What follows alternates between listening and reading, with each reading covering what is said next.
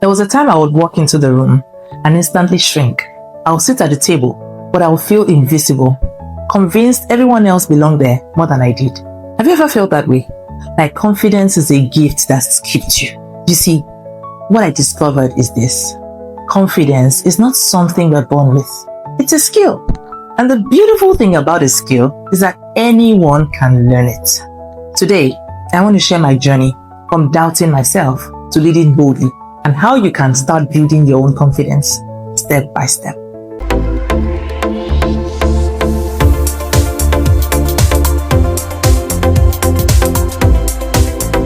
Early in my career, I thought confidence was reserved for people with louder voices, extroverted personalities, or a natural stage presence. I didn't see myself in that mold. I remember my first speaking session. I had prepared, but when it was my turn to speak, my heart was racing so fast. I could barely hear myself. I stumbled over my words, and afterwards I thought, maybe I'm not just cut out for this. But having spoken to a number of leaders and mentors over the years, I surprisingly realized that those confident leaders I admired, they weren't born that way. They practiced, they learned, they built it, and so could I. So, I started small, sharing one idea in a meeting, volunteering for opportunities that stretched me even when I was terrified. And over time, those little steps began to add up. People saw me as confident even long before I truly felt it myself. That's when it clicked. Confidence is not a personality trait. It's a journey of practice. Psychology backs this up. Confidence is really a byproduct of competence. The more capable you feel, the more confident you become. Think about learning to drive. The first time behind the wheel, your palms are sweaty, your mind is racing. But after months of practice, you barely think about it. You just drive.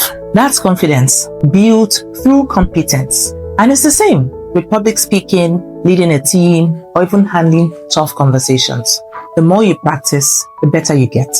And the better you get, the more confident you become, the more confident you feel. So here are 3 ways to build confidence as a skill.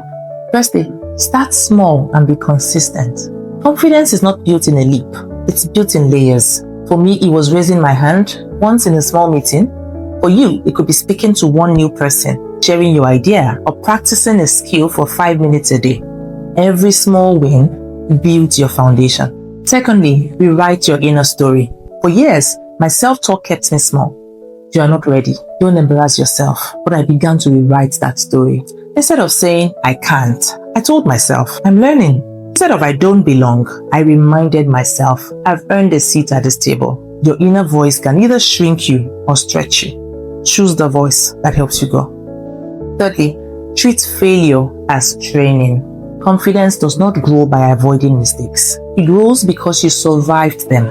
Every stumble in a presentation, every misstep in leadership taught me something that made me stronger. And failure is not the opposite of confidence. It's the classroom where confidence is born. And I love this quote by Winston Churchill. Success is the ability to move from one failure to another with no loss of enthusiasm. The truth is, you don't have to wait for confidence to show up before you act. Confidence shows up because you act. If you've ever felt like confidence skipped you, remember, it is not a gift. It's a skill, and skills can be built no matter where you're starting from. So let me ask you, what's one area of your life where you wish you were more confident?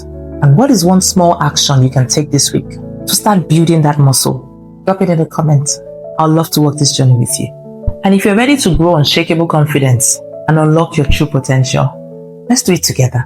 Why don't you book a one-to-one coaching session with me via my website? And let's build the confident you that's been hiding for so long, waiting to emerge. We'll do this together. You've got this.